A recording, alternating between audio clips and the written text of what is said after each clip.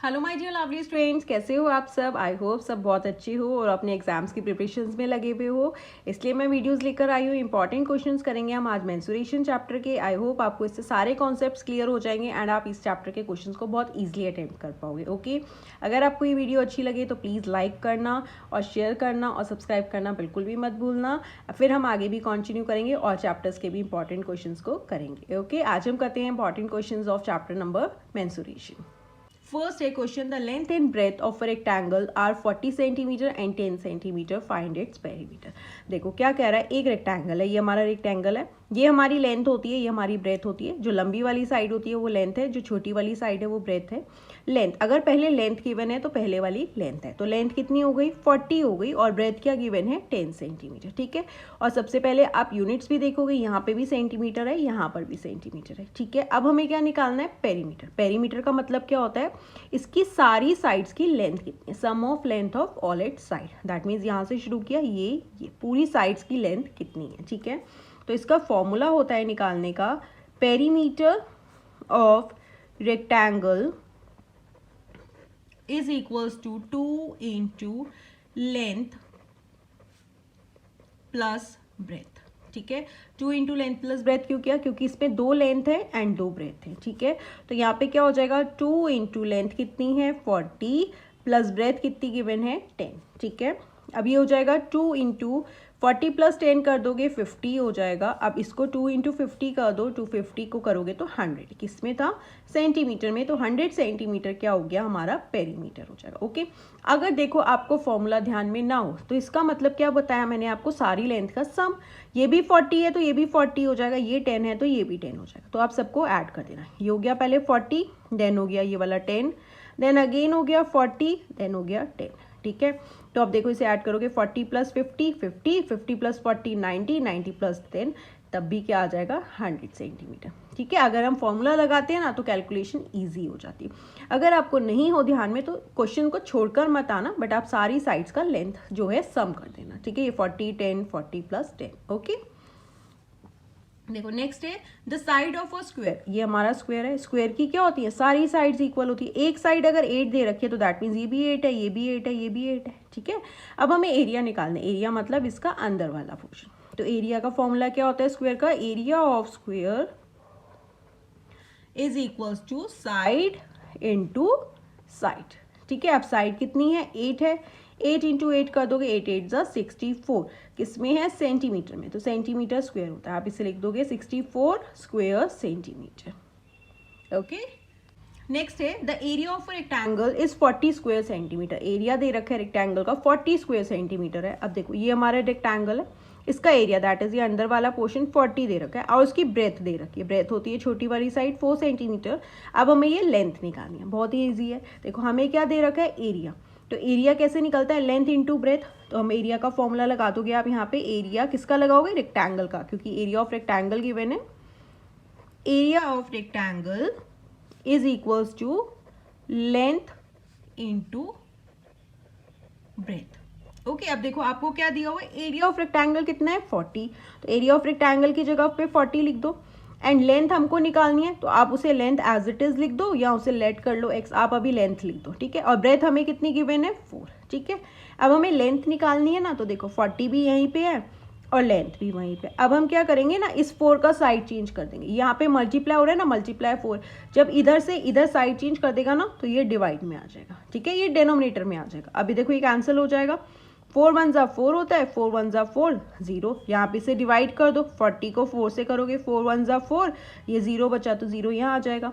तो लेंथ कितनी आ गई, length is equals to 10 centimetre.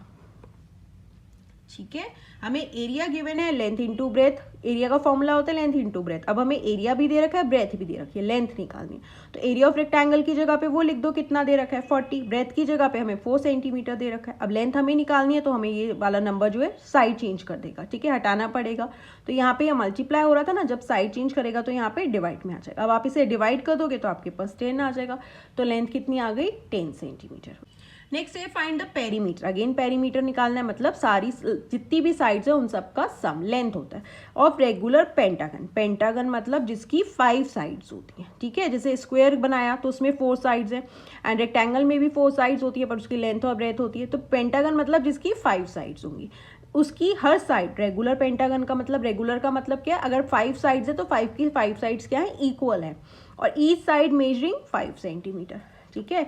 तो हमें गिवन है साइड ऑफ पेंटागन, यहाँ पे आप लिख देना each side of pentagon is equals to 5 centimetre, क्योंकि वो रेगुलर पेंटागन है तो मतलब 5 साइड्स है, तो 5 की 5 साइड्स क्या है, 5 सेंटीमीटर की है। तो हम पेरीमीटर निकाल लेंगे। Perimeter is equals to 5 sides होती हैं तो 5 इंटू साइड कर दो, ओके। तो 5 इंटू 5 हो जाएगा, क्या हो गया, 5 5 25, किसमें है, सेंटीमीटर में। तो पेरीमीटर क्या हो गया, 25 सेंटीमीटर, ठीक है। नेक्स्ट है if the area of rectangular garden, again rectangular garden है तो दैट इज रेक्टेंगल की शेप में ये गार्डन है, ऑफ विड्थ, विड्थ मतलब ब्रेथ ही होती है, छोटी वाली साइड 60 मीटर है। Area of rectangular garden, area कितना है, 300 है, ये एरिया हो गया 300 ऑफ विड्थ, उस गार्डन की विड्थ कितनी है, 60 मीटर है। अब हमें क्या करना है, ये वाली लेंथ निकालनी है। अगेन देखो हम कैसे निकालेंगे, हमें एरिया गिवन है तो आप एरिया का फॉर्मूला लगा दोगे, एरिया ऑफ रेक्टेंगुलर गार्डन, क्योंकि किसमें है, रेक्टेंगल की शेप में गार्डन है। तो इसका फॉर्मूला क्या होता है, एरिया का लेंथ इनटू ब्रेथ, ओके। अब हमें एरिया दे रखा है ना, एरिया ऑफ रेक्टेंगुलर गार्डन कितना है, 300, उसकी जगह पे हमने 300 पुट कर दिया। अब हमें लेंथ निकालनी है तो हम लेंथ को एज इट इज लिख देते हैं, into breadth that is width, एक ही बात है, वो हमें 60 गिवन है, ठीक है। अगेन 300 तो अपनी साइड पे है और लेंथ भी देखो वहीं पे है, हमने साइड नहीं चेंज किया। अब इस 60 को हटाना पड़ेगा यहाँ से, तो ये मल्टीप्लाई हो रहा था, जब ये इधर आ जाएगा तो कहाँ हो गया, डिवाइड में आ जाएगा, ठीक है। अब देखो फिर से कैंसिल हो जाएगा, 0 से 0 कैंसिल कर दो, और 6 1 ज़ा 6 होता है, 6 5 ज़ा 30 होता है, तो ये क्या हो गया, 5 मीटर है, तो 5 मीटर क्या आ गई, हमारी लेंथ आ गई, ओके। नेक्स्ट है find the perimeter of triangle. अब हमें किसका निकालना है, पेरीमीटर, ट्राइंगल का। ये हमारा ट्राइंगल है, दैट इज पेरीमीटर मतलब इसकी 3 साइड्स हैं तो इन सब की लेंथ का सम, ठीक है। अब साइड्स क्या दे रखी, एक 5 है, एक 2 है, एक 3 है, तो पेरीमीटर कैसे आ जाएगा ट्राइंगल का, perimeter of triangle is equals to sum of all sides, ठीक है। क्योंकि इसकी 3 साइड्स हैं एंड 3 की 3 साइड्स क्या है, डिफरेंट है, तो इसलिए हम इसे ऐड कर देंगे, 5 + 2 + 3, तो कितना हो गया, 5 2 6 7 एंड 3 कर दोगे तो 10 सेंटीमीटर क्या हो गया, पेरीमीटर हो गया, ठीक है। सारी साइड्स का क्या होता है, उसकी लेंथ का सम करना। तो यहाँ पे सारी साइड्स अलग है तो हम मल्टीप्लाई तो कर नहीं सकते, अगर 3 साइड्स है, इक्वल होती साइड तो हम 3 इंटू साइड कर देते हैं, बट यहाँ पे सारी साइड्स अलग है तो सबको हम प्लस कर देंगे, 5 + 2 + 3, ओके। नेक्स्ट है find the perimeter of an isosceles triangle. Isosceles triangle क्या होता है, वो ट्राइंगल जिसकी 2 साइड्स इक्वल होती हैं, ये वाली साइड और ये वाली साइड, कोई भी 2 साइड्स, ये और ये भी ले सकते हो, ये 2 साइड्स इक्वल होंगी, ये वाली साइड डिफरेंट होगी। क्या कह रहा है, find the perimeter of an isosceles triangle with equal sides of length 4, जो इक्वल साइड्स है वो कितनी है, 4 सेंटीमीटर, दैट इज ये भी 4 हो गई, ये भी 4 हो गई, और थर्ड साइड जो है वो 6 सेंटीमीटर है, ठीक है। आइसोसेलेस ट्राइंगल मतलब 2 साइड्स उसकी इक्वल होती है, थर्ड साइड डिफरेंट होती है। अब पेरीमीटर निकालना है, अगेन मतलब उसकी तीनों साइड्स का सम निकालना है, तो अगेन पेरीमीटर, आप यहाँ पे पूरा लिखना, perimeter of an isosceles triangle is equals to sum of length of all sides, तो क्या हो जाएगा, 4 + 4 + 6, ठीक है। 4 and 4 हो गया 8, 8 and 6 हो गया 14, आप ऐसे भी कर सकते हो, 6 and 4 10 and 4 14, तो कितना हो गया, 14 सेंटीमीटर क्या हो गया, पेरीमीटर हो गया इसका आइसोसेलेस ट्राइंगल का, ओके। अगर आपको आइसोसेलेस ट्राइंगल ही नहीं पता होगा क्या है तो आप पेरीमीटर भी नहीं निकाल पाओगे, इसलिए ध्यान में रखना आइसोसेलेस ट्राइंगल जिसकी 2 साइड्स इक्वल होती हैं। नेक्स्ट है, a room is 5 metre 40 centimetre long and 3 metre 75 centimetre wide, that is length और ब्रेथ है, तो मतलब वो वाला रूम क्या है, रेक्टेंगल की शेप में है, ठीक है। लेंथ हमें दे रखा है 5 मीटर 40 सेंटीमीटर है, और ये विड्थ हो गई 3 मीटर 75 सेंटीमीटर, ठीक है। अब कह रहा है find the area of the carpet needed to cover the floor. अब हमें इस रूम में जो है कारपेट बिछाना है, अब आप कारपेट कहाँ बिछाओगे, इधर अंदर बिछाओगे, तो दैट मीन्स हमें क्या निकालना है, एरिया निकालना है। इसका एरिया कैसे निकालते हैं, रेक्टेंगल की शेप में है तो लेंथ इंटू ब्रेथ कर दोगे, बट यहाँ पे क्या है 5 मीटर 40 सेंटीमीटर, पहले दोनों की यूनिट्स को सेम करना पड़ेगा, ठीक है। देखो हमें लेंथ क्या गिवन है, लेंथ है 5 मीटर 40 सेंटीमीटर, अगर देखो आप मीटर को सेंटीमीटर में कन्वर्ट करते हो तो 1 मीटर 100 सेंटीमीटर के इक्वल होगा। दैट इज 5 मीटर को अगर सेंटीमीटर में कन्वर्ट करेंगे तो 5 इंटू 100 कर देंगे तो ये हो जाएगा 500 सेंटीमीटर। ठीक है, तो 5 मीटर की जगह पे हमने लिखा 500 क्योंकि सेंटीमीटर में कन्वर्ट कर दिया, ये भी सेंटीमीटर में है तो हम इसे प्लस कर देंगे, ये हो जाएगा 540 सेंटीमीटर।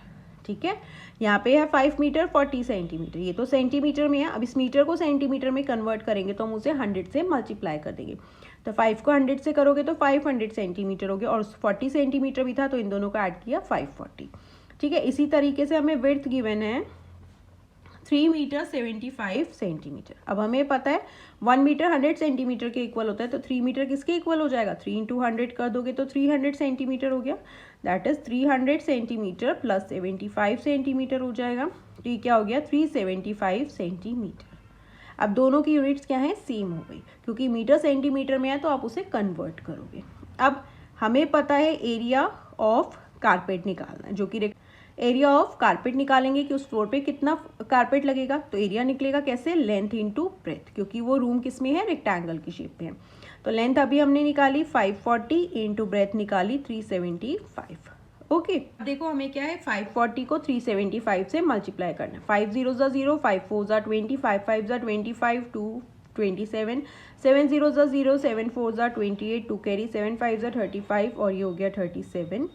ओके, नेक्स्ट हो जाएगा हमारे पास 3 0 0, 3 4 12, 1 कैरी 3 5 15, 160। यहाँ पे क्या हो गया 0 0, 7 7 14, 115, 7 8 9 10 12, 6 and 3 9 and 110, ये हो गया 2। ठीक है, तो यहाँ पे क्या आ गया 202,500। ये किस में आया, सेंटीमीटर स्क्वायर में। दैट इज आप इसे कैसे लिखोगे, स्क्वायर सेंटीमीटर लिखोगे। अगर हमें इसे मीटर में कन्वर्ट करना होगा तो अब हम क्या करेंगे, इसको 100 से डिवाइड कर देंगे। 202500 है, इसको हम क्या करेंगे 100 से डिवाइड कर देंगे, मल्टीप्लाई कर देंगे। 100 इंटू 100 करेंगे क्योंकि यहाँ पे क्या स्क्वायर सेंटीमीटर है। 1 सेंटीमीटर को अगर कन्वर्ट करना है तो 1/100 मीटर होता है, लेकिन यहाँ पे 1 सेंटीमीटर स्क्वायर है, दैट इज 2 टाइम्स है, तो 100 इंटू 100 हो जाएगा। ठीक है, अब 1 0 से 2 zeros तो यहाँ कैंसिल हो गए, अब ये 2 zeros भी बचे हैं, तो जितने जीरो हैं उतना आप यहाँ से राइट साइड से स्टार्ट करोगे एंड लेफ्ट की साइड जाके ना डेसिमल लगा दोगे। 2 0 हैं तो यहाँ पे लग जाएगा, तो ये क्या हो गया 20.25 स्क्वायर मीटर। अब हमने किस में निकाल लिया, ये मीटर में, तो ये हो गया हमारा मीटर में। ठीक है, अगर आपको सेंटीमीटर में कन्वर्ट करना है तो आप 1 मीटर को अगर हमें सेंटीमीटर में कन्वर्ट करना है तो 100 से मल्टीप्लाई करेंगे। अगर हमें सेंटीमीटर को मीटर में कन्वर्ट करना है तो हम इसे 100 से डिवाइड कर देंगे। अब जैसे यहाँ पे 540 सेंटीमीटर, अगर मैं इसे मीटर में कन्वर्ट करूंगी तो 100 से डिवाइड कर दूंगी, तो यहाँ पे क्या करूंगी, यहाँ से जाऊंगी, 2 जीरोज हैं तो 2 जीरोज के बाद 2 डिजिट के बाद डेसिमल लगा दूंगी, दैट इज 5.40 मीटर हो जाएगा। ठीक है, तो यहाँ पे 2 बार 100 क्यों लिया, क्योंकि यहाँ पे सेंटीमीटर स्क्वायर था, 2 टाइम्स सेंटीमीटर था, तो इसलिए हमें 2 बार 100 इंटू 100 करना पड़ेगा। ओके, यूनिट्स जरूर सेम करेंगे। ओके स्टूडेंट्स, ये थे कुछ important questions of mensuration chapter. इसके आगे के भी क्वेश्चंस हैं, हम नेक्स्ट वीडियो में कंटिन्यू करेंगे। अगर आपको क्वेश्चन समझ में आए हैं, वीडियो अच्छी लगी है तो प्लीज़ आप मुझे ज़रूर बताना, ताकि हम आगे के क्वेश्चंस भी कंटिन्यू कर पाएँ। ओके, और चैनल को सब्सक्राइब करना बिल्कुल भी मत भूलना। Thank you for watching, bye bye.